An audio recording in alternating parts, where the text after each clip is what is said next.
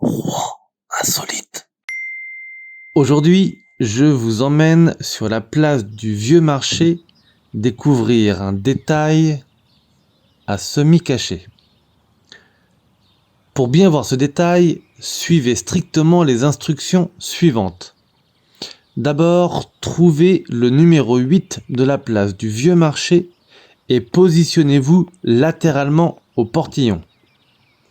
C'est-à-dire que votre épaule droite doit être côté portillon. Voilà, comme ça. Maintenant, vous allez faire 6 pas en avant, puis 6 pas chassés vers la gauche. Vous devriez être au bord du trottoir. Et pour terminer, faites un demi-tour sur vous-même et regardez maintenant à 15 degrés sur votre gauche, en levant les yeux vers le ciel. Ça y est, vous les voyez, ces 3 lettres RRH. Certains d'entre vous auront déjà aperçu la lettre Y fortement effacée. À l'origine, le mot complet sur cette façade était le mot beer. B-Y-R-R-H. Oui, beer, comme le mot anglais qui signifie bière. Vous allez voir, il y a un rapport.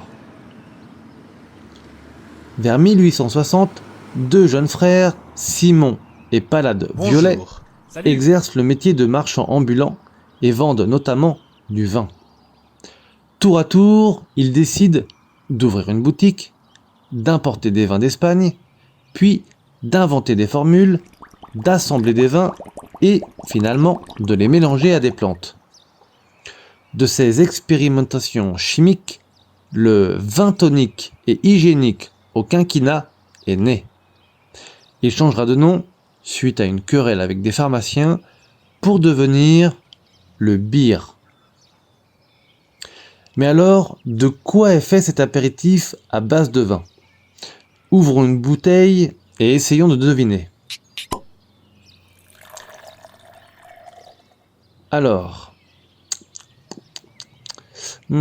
je sens qu'il y a, je crois reconnaître un peu de mistel.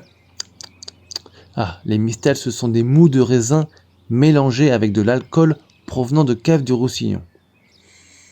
Il y a du quinquina, un peu de cacao, de café, je reconnais un peu de cannelle.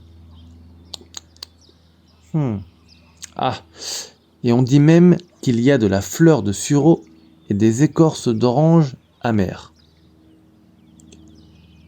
Pour la petite anecdote, le nom beer provient des lettres qui étaient sur les rouleaux de tissu neufs de l'époque, RRYBH.